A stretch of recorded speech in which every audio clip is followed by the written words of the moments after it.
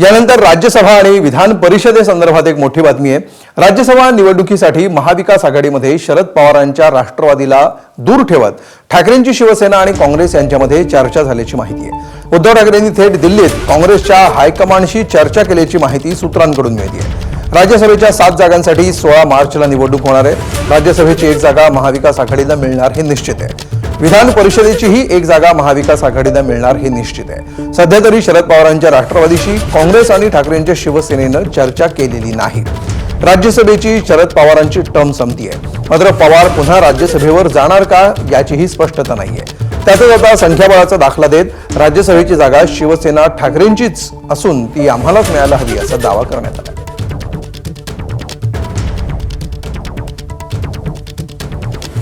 आदित्य ठाकरेंची वेगळी भूमिका नाही। आदित्य ठाकरे म्हणतात त्यात चुकीचं काहीच नाहीये। सर्वाधिक मोठा पक्ष आमचाच आहे ना, 20 आमदारांचा पक्ष आमचा आहे, हे आधी मान्य केलं पाहिजे। दुसऱ्या क्रमांकाचा पक्ष आहे काँग्रेस, त्यांचे 16 आहेत आणि राष्ट्रवादी काँग्रेसचे 10 आहेत। त्याच्यामुळे जो निवडून जाणार आहे राज्यसभेचा खासदार तो महाविकास आघाडी म्हणूनच जाईल। त्याच्यामुळे पहिला अधिकार हा शिवसेनेचा आहे। आदित्य ठाकरे याच्याविषयी वेगळं बोलले आहेत असं मला वाटत नाही आणि ते चुकीचं आहे असं मला वाटत नाही। माननीय शरद पवार साहेबांची इच्छा आहे असं मी म्हणालो, राईट? त्यात मी काय चुकीचं सांगितलं? ते ज्येष्ठ नेते आहेत, ते महाविकास आघाडीतले नेते आहेत, त्यांनी इच्छा व्यक्त केलेली आहे। आता त्याच्यावरती आम्ही सगळे मिळून एकत्र बसून निर्णय घेऊ, पण सर्वाधिक मोठा पक्ष म्हणून पहिला हक्क शिवसेनेचा हे आधी स्वीकारलं पाहिजे। ही चर्चा सुरू आहे, यात वेगळं काय आहे?